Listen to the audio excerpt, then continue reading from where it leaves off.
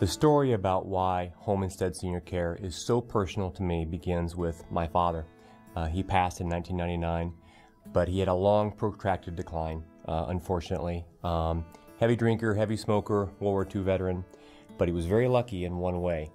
He had married a woman, my mother, who had enough back and enough heart to help him age in place, in his home, safely, with love and support, although he didn't accept it or recognize it all the time.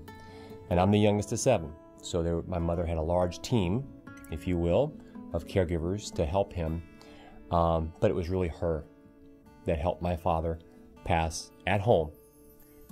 And what a lucky thing for the world, because my father could not have been institutionalized. It just wasn't the sort. Wouldn't have worked out. Too irascible, too demanding.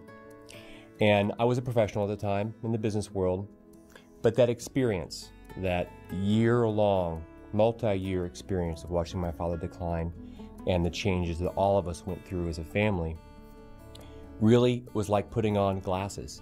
I had a new view of the world. Everything that I read, thought about the dignity of aging and the loss of a life and how precious that is. I was 29 at the time, and what a maturing experience. Well, you fast forward the tape a few years, and I left my job to start this, Home Instead Senior Care. Home Instead Senior Care is personal. The brand is all about dignity in the home. And when I did my research to determine what would be good about Home Instead Senior Care and other ways of helping seniors, everything that I thought about the value of a life in a home and maintaining dignity and independence was embodied in the Home Instead Senior Care way, in their brand, in their people.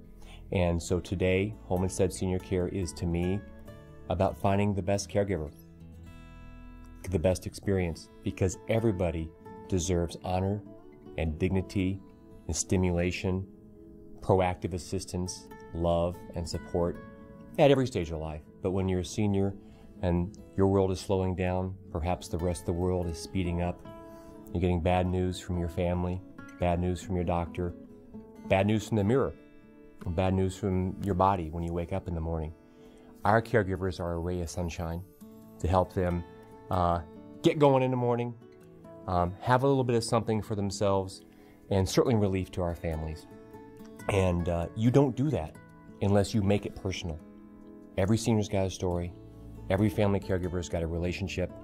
And we have to understand that to have the right caregiver. The tasks, the time of day, what we do, how we report, what we say. Dementia, Alzheimer's, stroke, rehabilitation, exercises, driving, personal care, showering. All these are wrapped up into this personalized, individualized care. And in order to do that, you have to remember there's a life. So to me, it's absolutely personal.